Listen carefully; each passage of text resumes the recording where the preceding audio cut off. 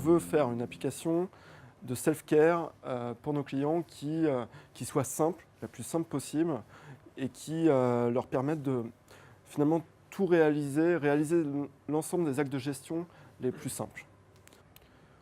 On a trois grands types de fonctionnalités, en tout cas les trois grands types de fonctionnalités qu'on a imaginées en début de projet. Donc les fonctionnalités in-process, intégrées au process, avec la finalisation de la souscription via la signature électronique. Donc c'est aujourd'hui la signature électronique depuis l'appli mobile, c'est aujourd'hui le premier motif de téléchargement de l'appli et de première connexion. Et une fois qu'on a signé, il faut télécharger ces pièces justificatives pour valider son contrat d'assurance auto, géolocaliser les réparateurs, donc les réparateurs partenaires à ma guise, donc les garagistes.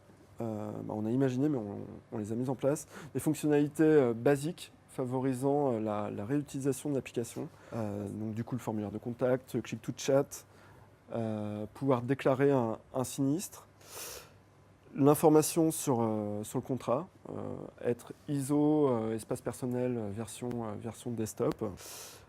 Les fonctionnalités différenciantes pour établir justement une relation qui va au-delà de la relation assurantielle, c'est le suivi des kilomètres parcourus.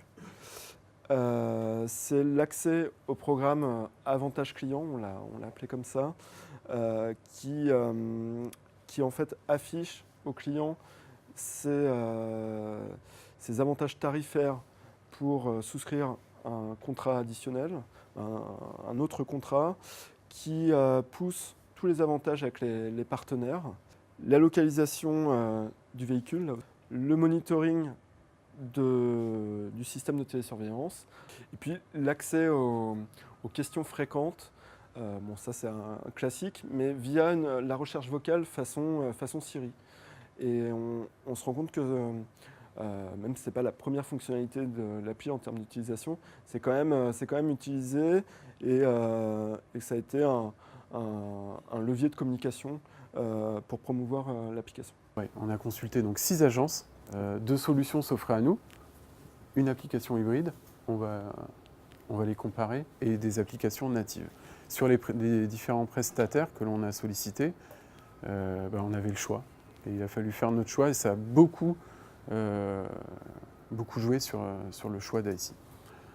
Donc on a plutôt fait le choix de se tourner vers des technos qui nécessitaient moins de montée en compétences, moins de spécialisation pour les développeurs front. Et pour ça, il y a la solution hybride. Nous, ce qui nous a plu, c'est la capacité de produire un seul code et qui demain allait être transposé à la fois sur iOS et sur Android. On utilise donc Cordova pour le citer, qui est donc un framework Apache. Et voilà, on va dire que c'est une usine à applications mobiles. On passe notre code dans l'outil et on sort 2 beaux livrables qu'on peut installer et sur l'iPhone et sur Android. Et ça, effectivement, seul ICI nous l'a proposé. C'est simple, au départ du projet, on est tous montés dans le même bateau, Amaline et ICI, plutôt dans la même voiture, pour rester dans les thématiques assurance, avec en ligne de mire notre objectif final, une application disponible sur les stores, téléchargeable et utilisable par le grand public. Et avant d'atteindre cet objectif, on est passé par différentes phases. Avant de prendre la route, on a fait notre itinéraire, avec une phase de conception technico-fonctionnelle. Ensuite, on a mis les mains dans le cambouis pour réaliser cette application. Et c'est suivi une phase de déploiement sur les 2 stores iOS et Android, et une phase de promotion de l'application. Alors promotion auprès du grand public et promotion également en interne auprès des téléconseillers Amaline Assurance. Puisqu'on le verra après, ce sont les premiers prescripteurs du téléchargement de l'application. Donc en fait, pour nous, on construit une application mobile comme un produit marketing. En fait, on n'est pas centré sur la technologie, on est vraiment centré sur l'utilisateur et ses besoins. Donc pour ça, comme pour tout produit marketing, on va d'abord se poser les questions sur qui sont nos utilisateurs et quelles sont leurs attentes. Donc en fait, on a d'abord une phase d'idéation. Donc on voit là un exemple d'atelier qu'on peut mener et qui sont plutôt les ateliers du début de la conception. Donc on est sur des principes de post-it, voilà, on essaie de faire émerger des idées. Et la première phase pour définir les cibles, c'est de travailler sur les profils types d'utilisateurs.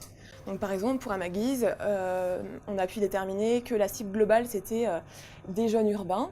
Donc on peut prendre par exemple un exemple, donc Thomas qui a 35 ans, qui possède un smartphone, un Mac, qui a un contrat Pay As You Drive et qui vient d'acheter une maison avec son ami. Donc en fait, on définit une histoire, on raconte une histoire avec ce profil-là, ce qui nous permettra aussi après de s'identifier à lui quand on va construire les écrans derrière. Donc il a des attentes, des motivations, et puis il a aussi des facteurs qui peuvent l'influencer. Donc en fait, il va chercher une application qui sera ludique. Il est adepte des réseaux sociaux, il est à l'aise avec la technologie, donc il sait facilement utiliser une application mobile, mais il souhaite du coup une application facile à utiliser et plutôt sympa. Ça, c'est un cas sur lequel on peut travailler justement les ateliers. On va définir comme ça plein de profils utilisateurs. Et puis à partir de ces profils-là, on va pouvoir lister tous les cas d'usage qui permettront justement ensuite de construire l'application. Donc on va avoir comme ça une liste d'usages, donc la gestion de son contrat, la visualisation de son encours sur son contrat paid, la possibilité de déclarer un sinistre, de le suivre, etc. Et une fois qu'on a fait ça, on va passer à une deuxième phase, la phase de design thinking. Donc c'est vraiment la construction de l'expérience client, comme disait Romain tout à l'heure, à travers notamment des maquettes fonctionnelles, des mock-ups ergonomiques et fonctionnels, donc du wireframe, ou on peut aussi parler de storyboard fonctionnel. Et en fait, il n'y a pas de design. On travaille vraiment que sur l'ergonomie, le fonctionnel et le parcours client. Donc on va vraiment définir le squelette des écrans, l'ergonomie des écrans et la façon dont l'utilisateur va va mettre en pratique le cas d'usage qu'on va déterminer. Une fois qu'on a toutes ces fonctionnalités, on va pouvoir aussi définir le MVP, donc la Minimum Product Value. On a un peu une démarche de lean startup quand on est sur ces démarches-là, un peu de démarche agile. Et donc on va, à partir d'une matrice, prioriser les fonctionnalités qui sont vraiment importantes dans un premier temps, et puis celles qui sont moins importantes. Donc par rapport à la maturité des utilisateurs, par rapport à l'investissement, au coût d'investissement des fonctionnalités, on va déterminer les fonctionnalités de base, les quick wins, et puis ce qui va nécessiter plus d'investissement, ou des fonctionnalités pour lesquelles la cible est moins mûre et qu'on mettra peut-être dans un lot ultérieur. On peut passer à la phase de création graphique. Donc l'identité graphique, c'est aussi un élément important du projet, parce que c'est ce qui va rendre l'application attrayante, séduisante, et ce qui va faire que les utilisateurs ont aussi envie d'utiliser et d'y retourner, au-delà de l'ergonomie. Et on commence aussi cette démarche par un brief graphique.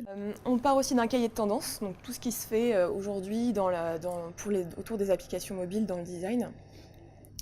Et on va définir le positionnement des deux axes graphiques qu'on a identifiés. Une fois qu'on est d'accord sur l'axe graphique, on va pouvoir décliner tous les écrans, tous les gabarits d'écran intérieur. Donc déterminer quand il y a un sinistre de façon visuelle les points de choc sur son véhicule, pouvoir visualiser par exemple les kilomètres parcourus sur son contrat de Pay As You Drive en live, à travers une petite voiture qui se déplaçait sur une route.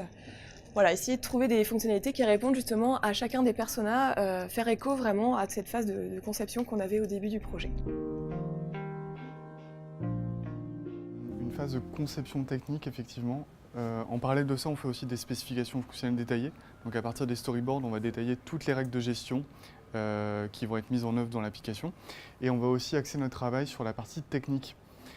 On est sur une application, sur une architecture de type client-serveur, avec le client qui est joué par l'application mobile. Le serveur, c'est le système d'information Amaline Assurance dans sa globalité. Entre les deux, on a mis en place une couche qu'on appelle serveur de mobilité. C'est cette couche-là qui a pour nous trois intérêts majeurs. Le premier intérêt, c'est pour des questions de sécurité. Au lieu d'exposer des services et tout le système d'information Amaline Assurance, on va exposer seulement une partie de ce système d'information, juste les services nécessaires à l'application mobile pour fonctionner. Deuxième intérêt, c'est pour agréger différents partenaires. On est sur un projet mobile où on n'a pas eu affaire uniquement au système d'information Amaline Assurance. On s'est aussi appuyé sur des partenaires pour la télésurveillance, pour la FAQ dynamique, pour des solutions de notification push, etc., etc. Donc plutôt que d'encombrer le système d'information avec tous ces outils, on va plutôt les mettre au niveau de la brique serveur mobilité, donc la brique intermédiaire, pour gagner en lisibilité. Et le dernier avantage, qui est pour moi le plus important, ça concerne les performances de l'application. On parlait des performances avec le choix hybride natif. Effectivement, c'est une chose d'optimiser les performances en JavaScript, en HTML5. Le deuxième axe de gain de performance, ça va être sur les échanges qui vont être faits entre l'application mobile et le serveur. Pas oublier qu'on est sur une application mobile qu'on va pouvoir utiliser dans des conditions réseau un petit peu aléatoires. En Edge, ça va marcher beaucoup moins bien qu'en 4G. Donc durant ces ateliers techniques, on va mettre le focus sur les contrats d'interface de manière à définir la manière la plus optimisée possible les échanges entre le serveur et l'application mobile. Et c'est vraiment cette notion de collaboration qu'on a eue pendant la phase de conception, on l'a également retrouvée dans cette phase de réalisation, puisque c'est les équipes internes Amaline Assurance qui ont réalisé les web services REST-JSON pour alimenter l'application mobile. Et donc ASI qui a développé l'application hybride smartphone-tablette. Donc ça a été réalisé au sein de notre centre de service qui est dédié sur les sujets mobiles. Les deux photos que vous voyez illustrent bien la manière dont on travaille chez ASI. La première, c'est pour vous parler des outils qui sont à notre disposition. On était engagé forfaitairement sur ce projet. Ça ne nous empêche pas d'utiliser les outils qu'on trouve efficaces dans les différentes méthodologies, que ce soit les cycles en V ou les méthodologies agiles. On utilise par exemple le tableau Kanban. Vous savez, c'est le tableau où les développeurs viennent poser leurs post-it et les déplacer en fonction de l'avancement des tâches. C'est ce qu'on appelle le management visuel. On utilise des product box pour définir le besoin. On utilise les mêlées quotidiennes, le fameux daily meeting, le poker planning. On a à notre disposition tout un tas d'outils qui rendent nos développements plus efficaces. Et la deuxième photo illustre une phase importante de la réalisation qui est la recette. Il y a plusieurs niveaux de recettes. Le premier niveau, c'est le niveau de recette côté développeur. Donc le développeur a à sa disposition évidemment une machine de développement. Il fait ses premiers tests sur son navigateur, son émulateur, et on lui demande systématiquement, dès qu'il a fini une fonctionnalité, de tester sur du vrai matériel, donc sur des vrais smartphones, des vraies tablettes. Parce qu'il n'y a que sur ces matériels qu'on se rend compte des petits problèmes de performance, des petits lags, des petites optimisations graphiques qui sont à effectuer. Et une deuxième phase de recette. Alors on a impliqué très tôt Amaline, les équipes Amaline dans cette phase de recette, puisqu'on était sur un cycle de développement itératif. Donc on avait des itérations, des sprints de 2 semaines. Et toutes les 2 semaines, donc, on déployait l'application sur les terminaux Amaline Assurance, qui pouvaient déjà faire un petit tour des écrans développés dernièrement. On a une deuxième phase avec des recettes usines, donc des phases un petit peu plus formelles. Tous les 2-3 sprints, on conviait l'équipe Amaline dans nos locaux. On s'enfermait à double tour dans une salle de réunion. On leur mettait à disposition des smartphones et des tablettes et on déroulait une première partie du cahier de recettes. L'objectif, c'est de faire une pré-recette pour garantir une recette de qualité à la fin. Et justement, une fois que tous ces travaux ont été finis, on a terminé par une phase de recette cliente, donc qui s'est déroulée dans les locaux Amaline, avec les terminaux Amaline branchés sur le système d'information Amaline Assurance, et voilà, qui a donné lieu à une publication ensuite sur les stores de l'application. Petit focus également sur le transfert de compétences, on en a parlé en amont. C'était effectivement un des objectifs d'Amaline de reprendre la main à l'issue de quelques lots développés par un partenaire extérieur. Donc pendant 2 ans, on a développé des lots 2, 3, etc. Le transfert de compétences s'est fait il y a quelques semaines de ça. Ça s'est fait en 2 phases. D'abord une formation générale sur les frameworks qu'on utilise. Donc c'est Cordova, c'est AngularJS, c'est Ionic. Et puis une phase de transfert de compétences un petit peu plus spécifique sur le socle technique qui a été bâti pour cette application mobile. Donc maintenant, Amaline a repris le code source par l'intermédiaire de ses équipes de développement. Et donc ASI intervient maintenant plutôt sur de l'expertise technique, sur des sujets sur lesquels il y a besoin d'assister Amaline.